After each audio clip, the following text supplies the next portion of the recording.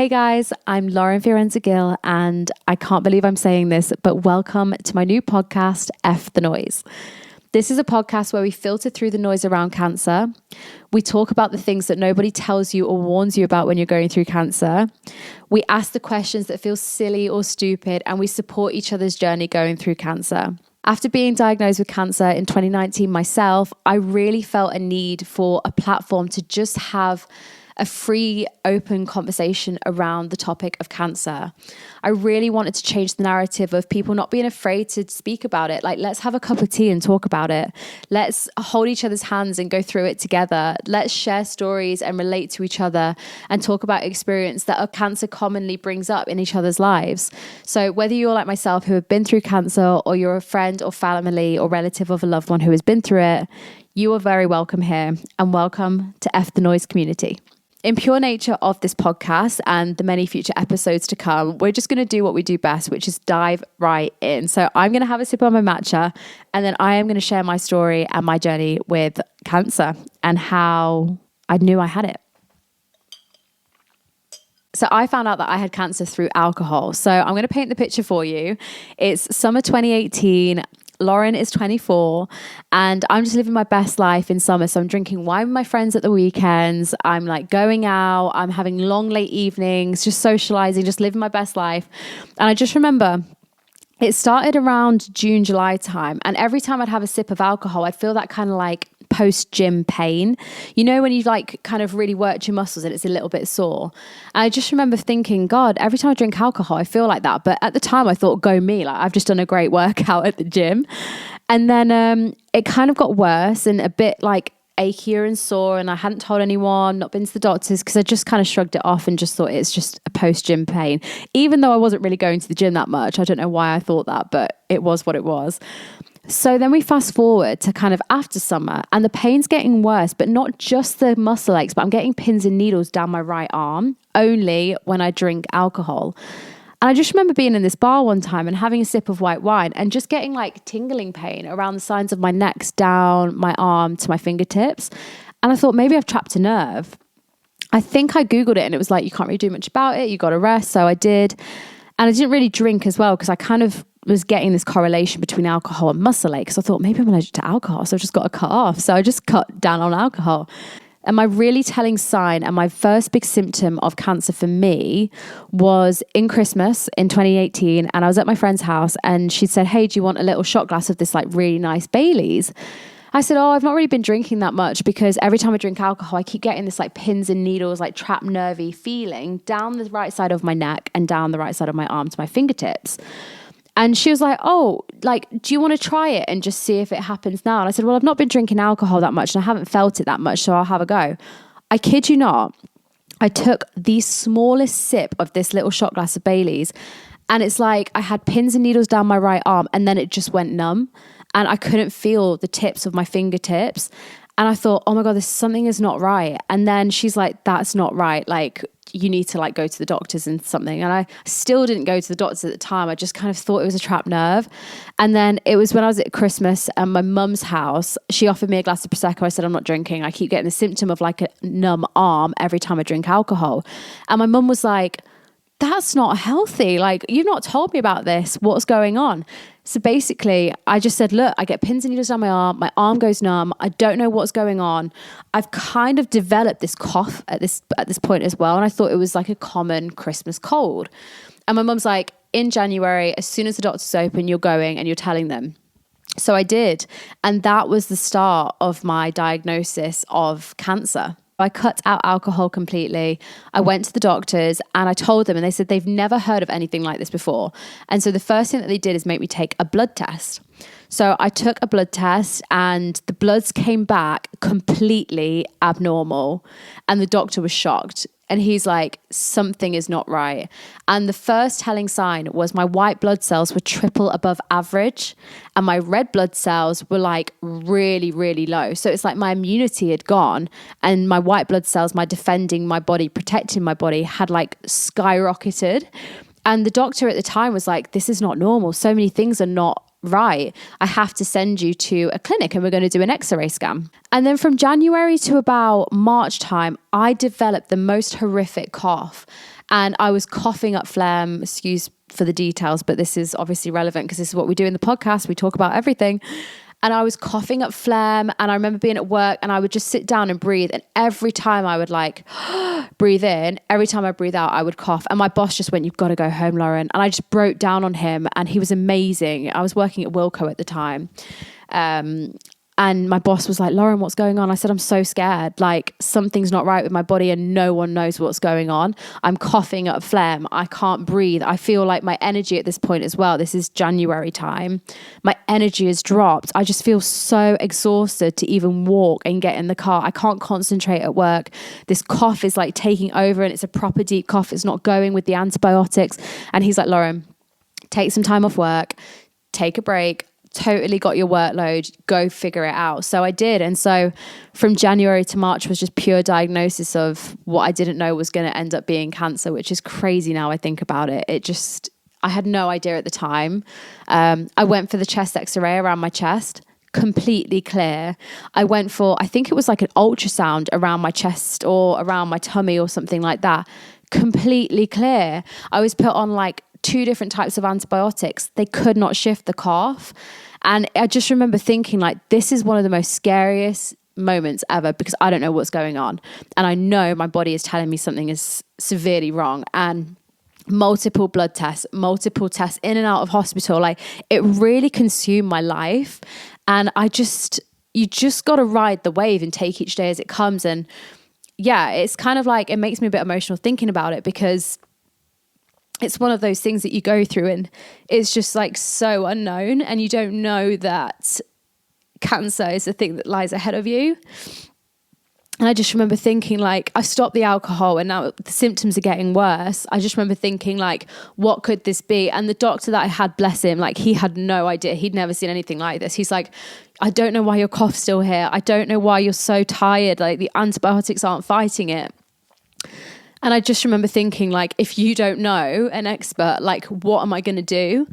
And then it wasn't until he like referred me to, I don't know what made him do this, but I think it was like because my bloods were so abnormal, he referred me to a blood specialist.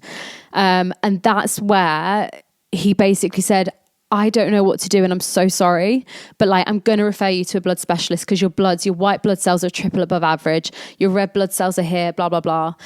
And he referred me to a blood specialist in the hospital, and he was my saving grace. Like it was a specialist in hematology is the department that I was referred to.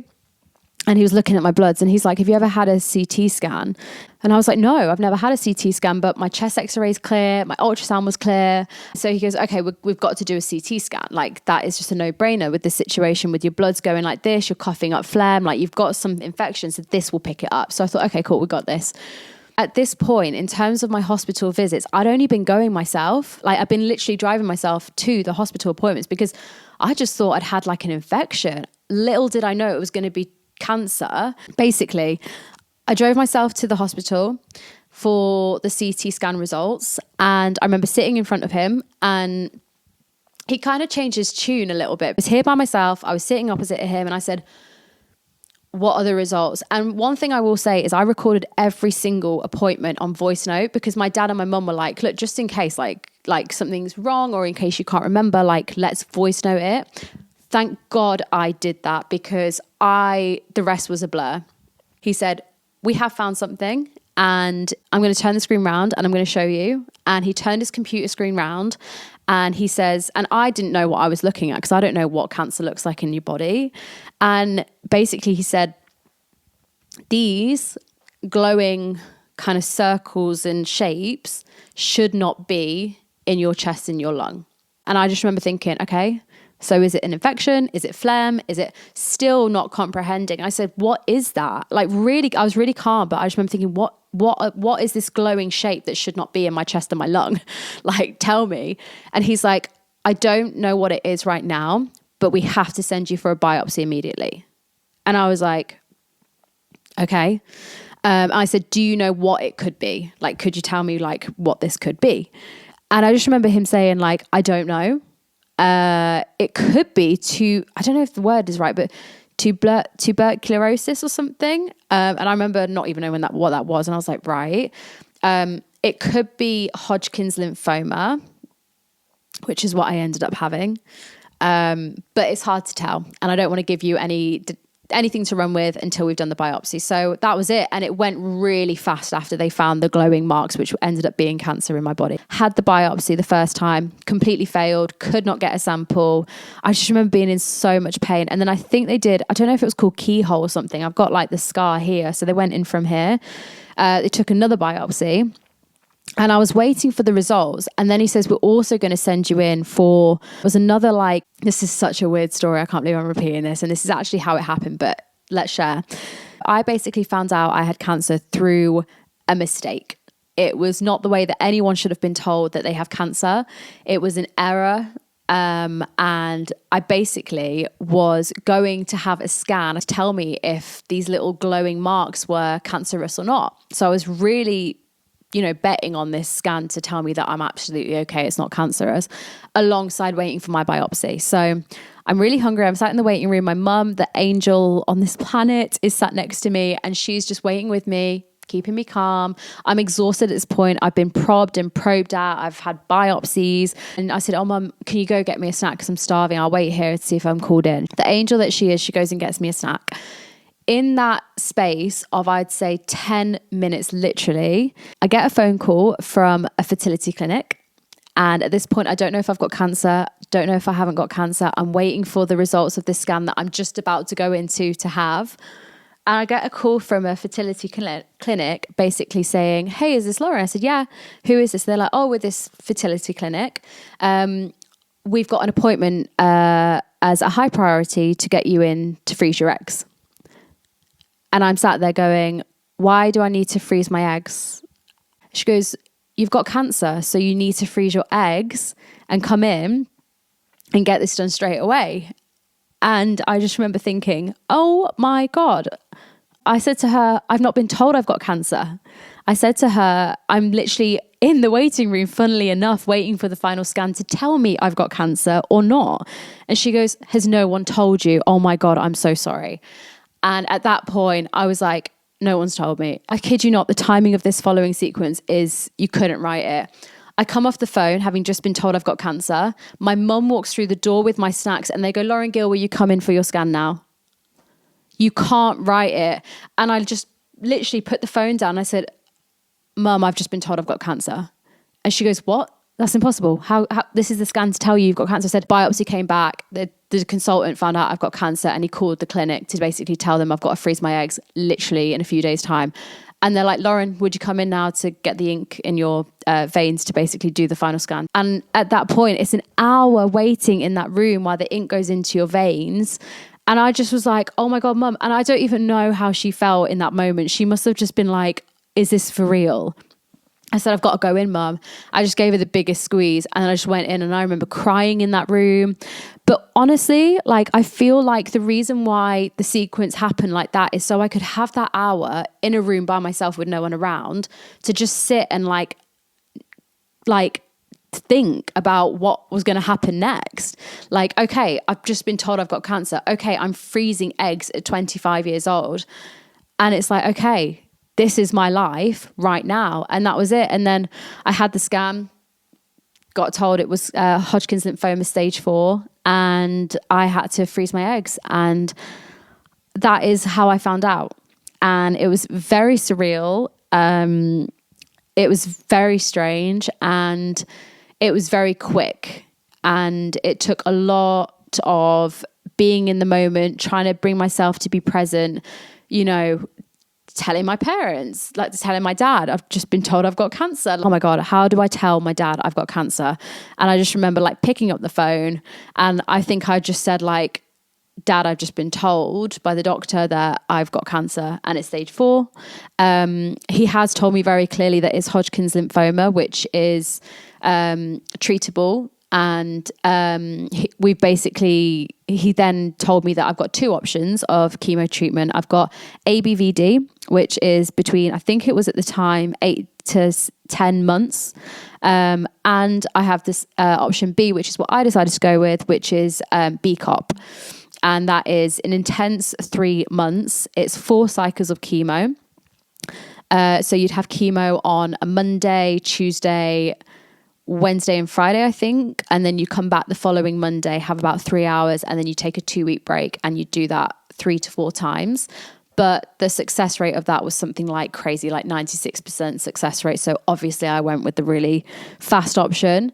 It's really intense, is what he said to me, that option versus the other one, because you're guaranteed to lose your hair in a very short amount of time. You're guaranteed to, have really strong side effects because of how strong the treatment is, but the success rate is very high. And I just said, if I'm going to go through this, I want it to be done. I want it to be a phase in my life, and I want to focus on the recovery after it and getting my life back on track. So that is what I went with. And that was basically it. And I just remember telling my dad, I've gone with the BCOP option. It's going to be 3 months of intense chemo.